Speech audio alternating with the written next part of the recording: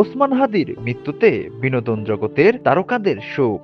জুলাই গণ অভ্যুত্থানের যোদ্ধা ও জাতীয় সংসদ নির্বাচনের পদপ্রার্থী ইনকিলাব মঞ্চের মুখপাত্র শরীফ ওসমান হাদির মৃত্যুতে দেশব্যাপী শোকের ছায়া নেমে এসেছে। সন্ত্রাসী হামলা এ ক্ষণজন্মার মৃত্যুতে আজ রাষ্ট্রীয় শোক পালন করা হচ্ছে। অন্তর্বর্তী সরকারের প্রধান উপদেষ্টা ডক্টর মোহাম্মদ ইউনূস সবাইকে শান্ত থাকার আহ্বান জানিয়েছেন।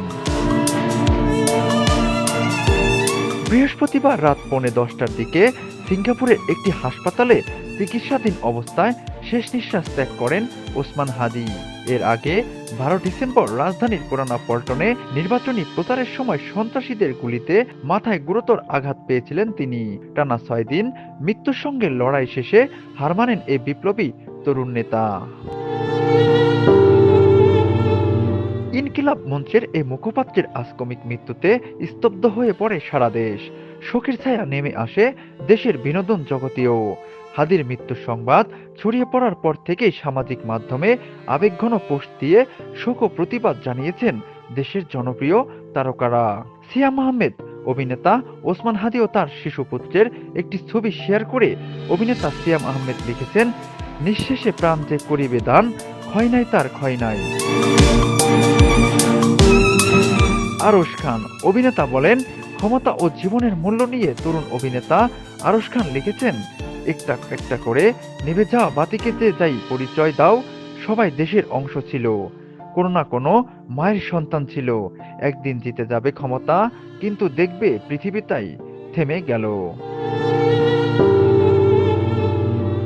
অভিনেত্রী রুকাইয়া জাহান চমক বলেন, হাদির মৃত্যুতে মর্মাহত হয়েছেন অভিনেত্রী রুকাইয়া জাহান চমক।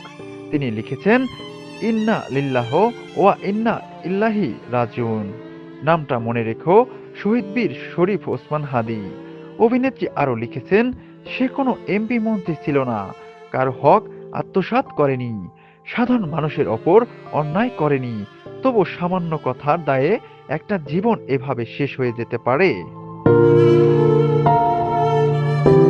পিয়া জান্নাতুল অভিনেত্রী বলেন, ওসমান হাদির পরিবারের প্রতি সমবেদনা জানিয়ে মডেল ও অভিনেত্রী পিয়া জান্নাতুল লিখেছেন, এটা সত্যিই খুব কষ্টের আর একেবারে মেনে নেওয়ার মতো না। আল্লাহ যেন তাকে জান্নাতের সর্বোচ্চ মাকাম দান করেন আর তার শোকাহত পরিবারকে, বিশেষ করে তার ছোট্ট বাচ্চাকে ধৈর্য, শক্তি আর সান্ত্বনা দেন।